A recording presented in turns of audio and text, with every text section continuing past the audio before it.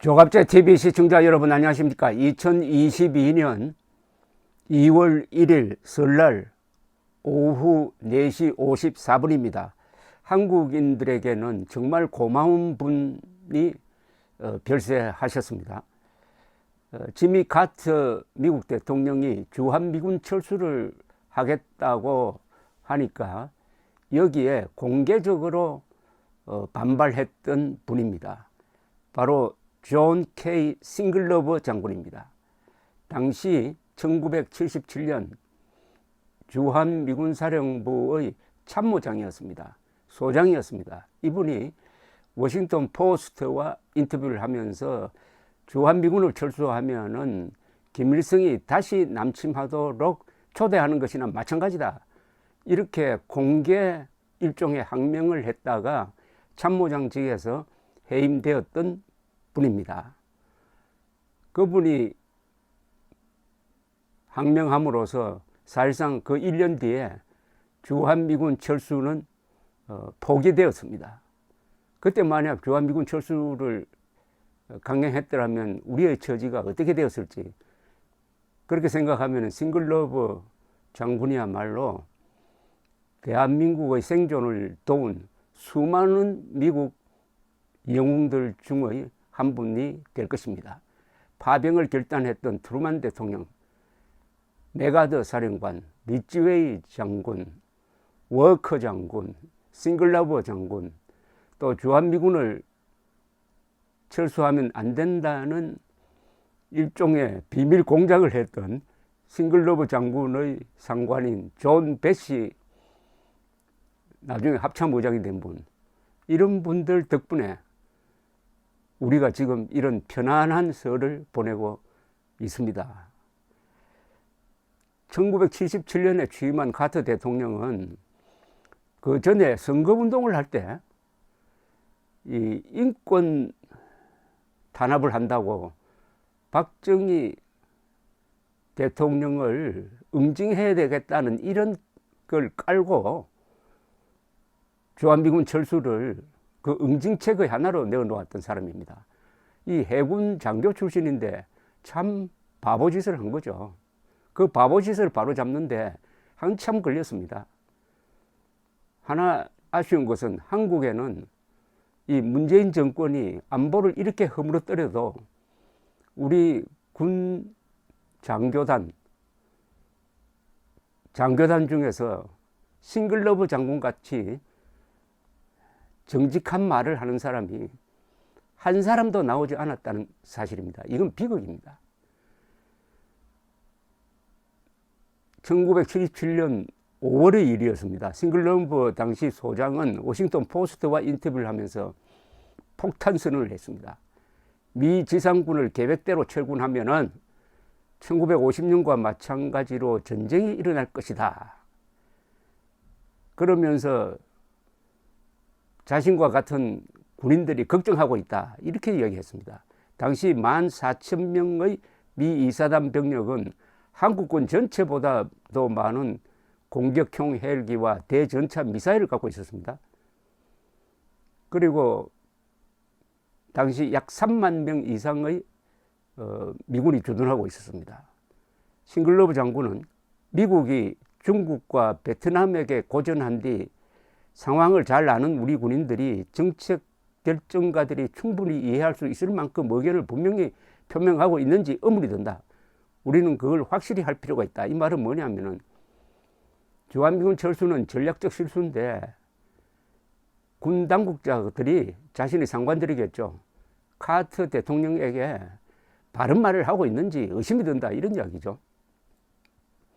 지난 12개월간의 집중적인 정보 수집으로 북한군이 우리 생각보다 훨씬 강력하다는 것을 확인했다.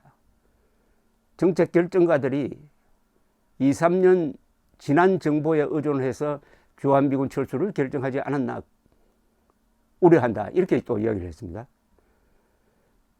이 인터뷰가 나가자 카터 대통령이 발칵게 했습니다. 그래서 싱글러버를 소환을 했습니다. 싱글러버를 백악관으로 불러서 1시간 반 동안 설득을 했다고 합니다. 이런 카트도 또 상당히 멋있습니다. 항명하는 사람을 그냥 뭐 우리 같으면 어떻게 했겠습니까? 내치지 않고 그 사람의 의견도 듣고 자기가 직접 설득하는 이런 태도 참 좋습니다. 이 부분은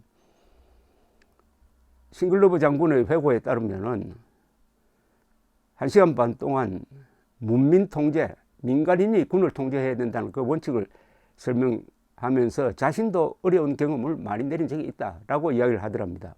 싱글러브 소장은 아무 대꾸도 하지 않으면서 속으로 이렇게 생각했다는 겁니다. 나중에 회고한 겁니다. 해군 본부가 8년도 안 되고 그나마 핵물리학자로 근무했다. 위관급이 무슨 엄청난 결정을 한다고 하면서 속으로 조롱을 했다는 겁니다. 그리고 싱글러브는 이 사건으로 참모장직에서 해임돼 가지고 미국 조지아주 포트 맥퍼슨의 육군사령부 참모장으로 보직이 변경되었습니다. 그러면서 카터는 일단 싱글러브를 소환을 했다가 한국으로 돌아가 지물 사고 귀국할 때 딱 조건을 달았습니다. 환송 파티나 훈장을 주면 안 된다. 기자 인터뷰를 하면 안 된다. 이임 전에 박정희 대통령을 예방해서는 안 된다라고 했는데 박정희 대통령은 사람을 보내서 위로와 감사의 뜻을 전했고 그때부터 싱글러브는 한국에서 아주 영웅이 됐습니다. 그 뒤에 뭐 곧 전역을 했습니다. 전역한 다음에도 이분은 공산주의와 싸우는 그런 역할을 마다하지 않았던 사람입니다. 여기 비화가 있습니다. 사실은 당시에 주한미군 철수를 반대했던 군인들이 많았어요. 그리고 이 문제는 대통령이 결정한 것을 어떻게 뒤집느냐는 것이었습니다. 여기에 머리를 쓴 사람이 당시에 싱글러브 참모장의 직속 상관인 존 배시 주한미군 사령관이었습니다. 존 배시 주한미군 사령관의 양해하에서 이런 인터뷰가 이루어진 거죠. 이걸로 끝나지 않았습니다. 그 다음 해에 존 배시 미군 사령관은 당시 중앙정보부장이던 김재규와 서로 힘을 합쳐가지고 김재규를 통해서 박정희 대통령에게 어떻게 하면 주한미군 철수를 막을 수 있을지 좋은 묘안을 보냅니다. 그 묘안이 뭐냐면 주한미군 철수에 따른 보완 조치를 해야 된다. 즉 한국군을 강화해야 된다는 거죠. 보완 조치를 요구를 하라고 했습니다. 한국 정부들은 코치를 한 거죠. 근데 그 보완 조치를 엄청나게 돈을 많이 들도록 요구를 하라. 이렇게 되니까 미국 의회에서는 주한미군 철수로서 예산 줄이는 것보다 주한미군 철수 보완 조치에 돈이 더 많이 들어간다. 이런 거 우리가 왜 해야 되느냐 하는 여론이 형성된 거죠. 그래야 결국은 카터 대통령이 주변에서 다 반대를 하니까 나중엔 다 반대를 합니다. 주한미군 철수 바보짓을 적게 됩니다. 그래야 아직도 한국 사람들은 카터 대통령을 그렇게 싫어하지 않습니까? 이거 단초를 연 사람이 바로 싱글러브 장군이었는데 이 싱글러브 장군은 2차 세계대전의 아주 맹장이었습니다. 2차 세계대전 때도 프랑스로 잠입해가지고 프랑스 레지스탕스 운동하는 사람들하고 같이 싸웠던 사람입니다. 대한민국에는 왜 싱글러브 장군이 없습니까? 문재인 정권의 반국가적, 반국군적 행위에 왜 대한민국 장교는 바른 말을 하지 않습니까? 왜 정의로운 항명을 하지 않습니까? 항명이라 하면은 이 경우에는 맞는 이야기가 아닙니다. 헌법에 기초해가지고 문재인의 반헌법적 명령을 반대했어야죠. 그렇다면은 지금 9.19 군사합의 같은 거는 대한민국이 김정은 앞에서 무릎을 꿇은 것 아닙니까? 서울 상공에 비행금지구역을 만든 거는 우리가 항복했다는 것 아닙니까? 세상에 수도권 상공에 전투기를 띄우지 못하는 나라가 어디 있습니까? 제1차 걸프전 때 이라크가 쿠르드 지역에 비행금지 구역을 설정하는 것을 강요받았습니다. 그때는 이라크가 패했잖아요. 우리가 김정은의 북한군에 패전한 적이 있습니까? 그러면 왜 서울상공에 지금도 우리 신해기가 날아다니지 못하도록 손발을 묶었습니까? 정경도, 송영무, 서욱 새 국방장관은 오늘 부끄러운 줄 알아야 합니다. 그리고 이걸 통해서 우리가 기억하는 것은 대한민국을 살린 분들이 얼마나 위대한 미국이었는지를 새삼 감사하게 됩니다. 요새 보십시오. 바이든이 우크라이나가 침공당해도 미군을 보내지는 않는다. 이미 딱 선을 그어버렸습니다. 트루만 자리에 바이든이 있었으면 대한민국 망했습니다. 트루만 대통령이 남침 소식을 듣자마자 파병을 결단한 것은 한미동맹이 있어서가 아닙니다. 한미동맹이 없었어요.